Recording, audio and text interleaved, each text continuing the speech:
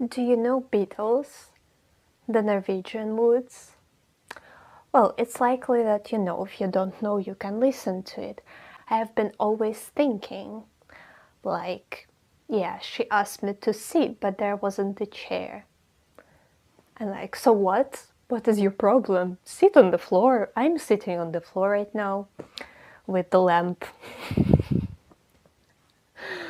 blazing into my eyes. But yeah, sit on the floor. Sit anywhere else. What's the problem? Moin moin, dear people, old, new, my friends, the friends of my friends, my relatives, everyone in the world who found this video. I'm Anna of Northern Germany, a survivor, a fighter, a writer, and on this channel I'm having fun with myself, and hopefully when you find this channel you're also having fun. And I'm making different videos about things that are my passion. One of these things is books, and also folklore, and also everything. I have many interests. Today I invite you to join my series, Mental Awareness Through Literature. And today I brought you Let's Prepare Our Sharp Knives to look and to cut deeply the Norwegian Woods by Haruki Murakami. I know that this book is loved, I know that this book is hated, and I enjoy looking into books from the point of view what went right or wrong there, if there is some kind of a mental issue involved with the characters. And this book contains lots of mental issues, and let's look into them closer. And today I will present the book shortly without spoilers as always. Then I will give a wider description, and there spoilers are possible. I will talk about the female character, the main character Naoko, and also about Toru, the main male character. And then I will check what he did wrong interacting with a person with a mental issue.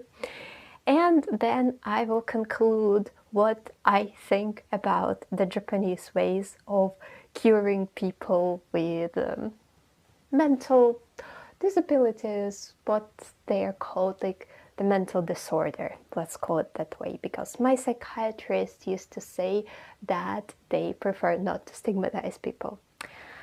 So yeah, let's check it out. I tried to play with my hairstyle today, but you know that I'm not exactly good at making different hairstyles. I wanted to make something like, you know, these geishas, what they're called. But yeah, I tried. If you appreciate it, wonderful. If you don't, it's also fine.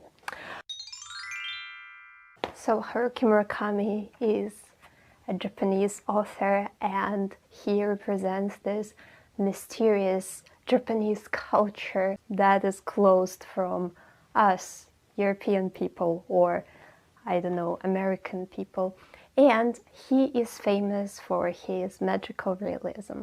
Murakami's books are slow, savory, and reflective, and they contain buckets of Japanese authenticity in the forms of legends or some local story. But what Murakami is also known for his cartoon women's descriptions and for his weird preferences in sexual life.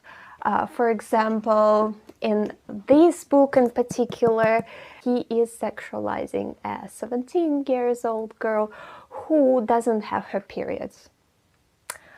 Yeah, so we also take this into consideration because I like knowing the story behind the book.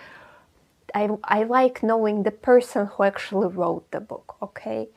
A short book description before I pass over to also my feelings, my experiences with the book, and before I start talking about Naoko, and I could relate to Naoko very, very profoundly in the past, and I also give the context. But yeah, okay, short description of the book. Toru Watanabe is on the plane, he's flying to Germany, or he has just landed in Germany, and he is remembering his past. He is remembering how he was studying at university, how he was in love with the girlfriend of his only friend, who ended his life very abruptly, let's put it this way, and how he befriended a rich bastard at university, and also how he, the poor thing, Toru Watanabe, ended up in between or among the love triangle, which represented his past and future. So he was thrashing around the past and the future to his love interests. Okay, poor Toru Watanabe. I don't like him. I dislike Murakami's male characters in general. So yeah, you should know that, because yeah, it will be obvious while I continue speaking. And I will pass over to the sadder part. So yeah, a couple of disclaimers. If you haven't read this book, I encourage you to put this video away and read it, and then return if you want to. And another disclaimer, I want you to switch this video off if you are not in the best place, in the best situation, if you don't feel super good about your mental health, because I will be talking about myself, I will be talking about things that are going on in this book, and they're quite tragic. So yeah, please take care of yourself, and if you want to, you can return when you are slightly better. And this video I am making to remember my life, and also to maybe to help people who have their loved ones who are struggling with depression and other mental illnesses, and people who are probably in a firm remission. So this video is mostly for you. Long story short, the main character, the female main character, her name is Naoko. She's turning 20. And from what I remember, she's not going to turn more than that. So yeah, be ready for that. Or probably you already read the book, because I think mostly people on YouTube are at least aware of the existence of this book. And when I found the book, I was 23, I think. And I want you to know the context, because what was going on in my life at that period, I think it was June, yeah, it was June 2022. I was in France, and it was not, well, it was a happy period, but it was also a very unhappy period of my life, and a lot was going on, and I was also very broken-hearted, and I was miserable, and I was very, very, very, very, very, very unwell mentally. And I related to Naoko maybe a bit too much. That's why also I want to discuss this today, for you maybe to see some science that things are going a bit south. Naoko, as I had already mentioned, 20 years old. I don't have to elaborate that she wasn't mentally well. I think she had like very, very, very serious case of depression. And she's melancholic. She is frail. She is very lonely. Like, characters of Murakami's there frequently so lonely, so painfully lonely. And I think it's also typical for Japanese culture. If there are some professionals in Japanese culture, you can also share your opinion. And she is kind of an unlucky girl, because she used to have a sister, and her sister was a perfect girl. She was her. She was energetic, hardworking, always yes, always a smile on her face, a winner. And where do these people end up? They don't end well usually, unfortunately, because they're overworked and they are concealing their emotions inside. Also, another thing that I noticed in this book or in other books about Japanese culture, and I also have a friend from Japan, and what I also realized when I met him, that yeah, they're very close people and a lot of stuff is going on in their head and they're not sharing. So yeah, Naoko witnessed her sister when she ended her life. I will just use milder terms for YouTube not to go crazy. And also the same did her boyfriend, and with her boyfriend there is no supposition. He just did it one day in his car. He let carbon dioxide just flow into his car, and he chose. And yeah, Naoko is, surprise, very ill, because yeah, she has lots of questions, such as why, and why they did that, why they left her, and she feels like people who loved her and who she loved are calling her. They are calling her to join them. It's already. And Naoko shows all the symptoms of depression, and although she admits that, yeah, I want to get better, when I get better, she pronounces these phrases, but yeah, well, depression doesn't last forever. Depression usually happens in waves, and it's typical. So sometimes you feel better, sometimes you feel worse. And yeah, despite that, she shows every sign of depression.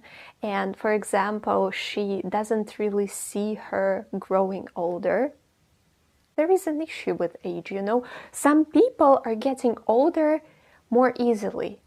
They just don't see a problem there. But some people, I'm also among them, I feel very stressed when the time ticks and then it's already a year more. It stresses me out. I don't know why. And she also felt weird. Yeah, she was turning 20 and she felt as if she was pushed from behind. And she didn't exactly want that. For example, she talks about the ways to die, good ways to die, bad ways to die. And what was also curious for me, when Toru is, but I will talk about him, when he utters something like, yeah, you will not be like this forever, you will get better. And she replies that, how can you say that? It's a part of me. She really couldn't separate herself from these feelings. And this is also one of the problems of depression, that it's just a part of you. You cannot really separate yourself from these feelings. And she said that if it's taken from her, she would fall apart, because she knows how to live only with these feelings. Yeah, if you see that your friends are saying, if you notice that your friends are saying bizarre things, I just encourage you to pay attention, because, yeah, like Toru, he was like, yeah, the girl was melancholic, so what? So what? So what? But yeah, I think I don't have to say twice that Naoko was unwell, but Toru, this amazing character. Well, the thing is, all the characters of Murakami's books, male characters, they are usually like, yeah, I will wait, I will attempt no action, and I will just see how the life is happening around me, and I will just wait till the women around me just decide something by themselves. That's actually what happened. But I think eventually he didn't get any of his women from 2 of them. I think he lost both of them. Fair enough. And also, what is funny, my attitude has of course changed within years. Speaking about what is appropriate and what is not appropriate to do towards a woman, especially towards a mentally unstable woman, or to any woman, or to anyone. And there is a moment that I consider it very romantic. I'm very sorry, it's just very... I'm very ashamed to say that. That was the episode, like chapter 3 is insane, generally. In this chapter, Toru visits Naoko, who is turning 20, and he wants to celebrate her birthday with her. And it results in Naoko speaking her, revealing her soul, speaking out to Toru because she couldn't speak for a long time. She didn't have anyone with whom she could share it with, all her pains, all her struggles. And yeah, let's imagine there is a person who you potentially love, or you care for this person, and yeah, this person is speaking, this person is suffering, you can understand that. And the person cannot stop speaking.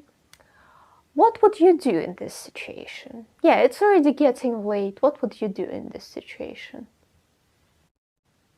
I will wait for your answers.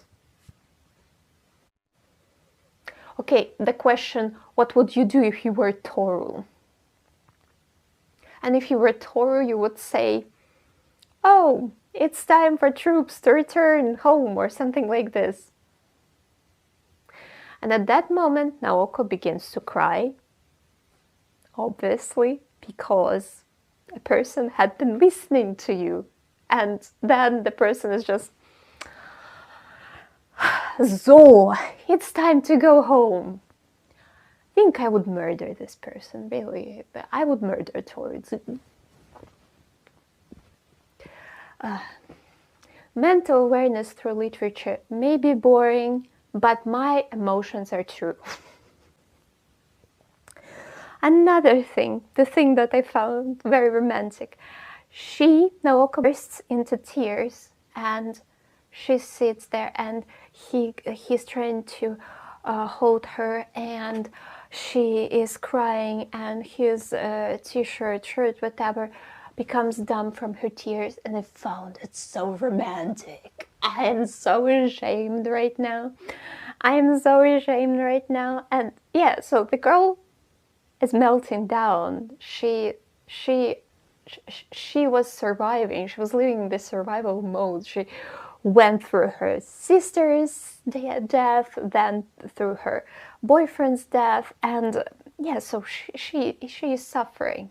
What would you do if you were Toru?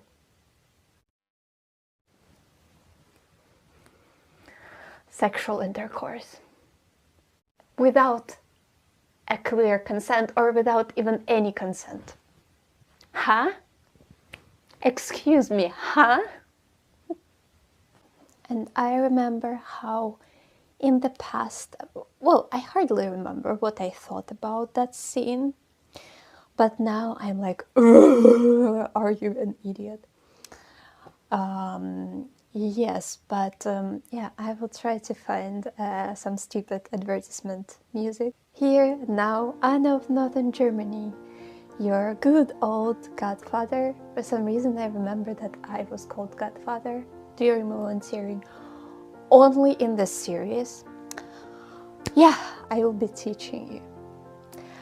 My dear friend, your loved one is struggling with some mental issue or with another problem, and you want to help but you don't know what to do, don't worry, I will guide you. First of all, don't be like Toru Watanabe. Toru Watanabe is Idiotaa, as one of my Italian co-camp leaders used to say in the years when I was in France. So he is an idiota. Do we want to behave like an idiota? No, we don't want to. Instead, what do? Step 1. A long, good hug can improve almost everything. The exception that the person doesn't like hugs. But we can always ask in advance, you know, and consent is important. Step number 2. You can, of course, ask, how can I help you? Or can I help you? But from my experience, and I have a lot of experience, I can say sometimes people who are struggling with mental illness in the moment of crisis cannot say for themselves what they want and what would help them. In this case, I suggest giving people choices. For example, do you want to get some fresh air? Do you want to stay in the house? Do you want to leave this place, or do you want to sit down if it's happening in the shopping center, for example? Do you want me to be here, or do you want me to leave? Do you want water, or do you want tea or coffee? But coffee is a bad idea, possibly. It is an anxiety attack, you know. Step number, I already forgot which. Was it number 3 or 4? Doesn't matter. I have memory of a goldfish. Yes, step number something. It depends on the situation. If a person wants to be listened to, try to listen. If the person is having a panic attack and rather wants to be told something, in this case, try to distract them, try to ask questions or say something about yourself that might distract them. Amazing! You're 200% better, you're handling the situation 200% better than Toru Watanabe. You are amazing. Love, love, peace, peace. And the last but not least, my important opinion that probably nobody asked for, of course nobody asked for, but I am curious, I am observant, and I like noticing how people from different cultures are handling people with mental issues, with mentally unstable people, people who have depression and other stuff. In Japan, from what I noticed, from my experience is Facebook and also a cartoon when Marnie was there. And it helped me to realize, to make a conclusion, maybe it's incorrect, that they like handling this situation by sending people away to the fresh air, to the mountains, to the forests, and they use this method of fresh air, sports like physical activities, and full schedule, and in a month you're going to be a new person. Because Naoko, she moves to this place, to this mental asylum, but not exactly mental asylum, because there are groups of people who are also struggling and getting through this problem, and they're helping each other, and they do gardening, they do sports, tennis, I don't know. And what I'm thinking about, of course, it's much, much better than the treatment that we were introduced to in the bell jar. Yeah, okay, nothing can be worse than that, I guess. Well, there is always something that is worse. For example, treatment of the LGBTQ community, for example, in certain countries, you know. So there are always ways to make it worse, but yeah, so this one is at least peaceful, but I'm not sure it can be useful for a person who is having a very, very serious case of depression, in this case, or a person who has recently relapsed, because I think I remember myself in June 2022, and I think walking and gardening and a chit chat in the group of like-minded people with depression wouldn't exactly help me. That's my opinion. I suppose it would just not work out for me. Depression might be happening not externally because something triggered it, but it's also on the chemical level. So I think when it is like the problem is very, very deep inside, you need a proper psychiatrist, a person or people who would watch out for your actions, because, for example, Naoko, she didn't survive till the end of the book, let's put it this way, and it happened to her in this place, in this asylum that was not exactly an asylum, and there were not any specialists who would watch out. Okay, let's make a conclusion of today's talk. This series of videos exists for people to be more mindful and more caring, and for people to pay more attention to people around them, because people around you might be screaming, they might be longing for help, but we are just so self-absorbed that we don't realize that. And like, yeah, Toru, for example, yeah, he was a very passive creature, and yeah, his girl slipped away from his hands. She didn't even love him, I think. No. And of course, it's different for everyone, and fortunately, not every case of depression ends badly. But it's better to take care of yourself, to seek help, or if your loved one is suffering, to give them this care, because sometimes we need to hear that people are caring for us, and we need to hear this, yeah, you need help. Because sometimes it's not easy to come to it by yourself, because you have other things to think about when your mind is on fire. Yes, I think this is what I wanted to say. I think I will be finishing. I still enjoy Murakami. I will maybe talk about this book closer to the end of the year. It was not my favorite book. I'm grateful if you watched it till the end. If you learned something, if it was useful, I'm super happy. If it helped someone, I'm up to the moon. I'm flying to the moon. I'm just bursting with joy.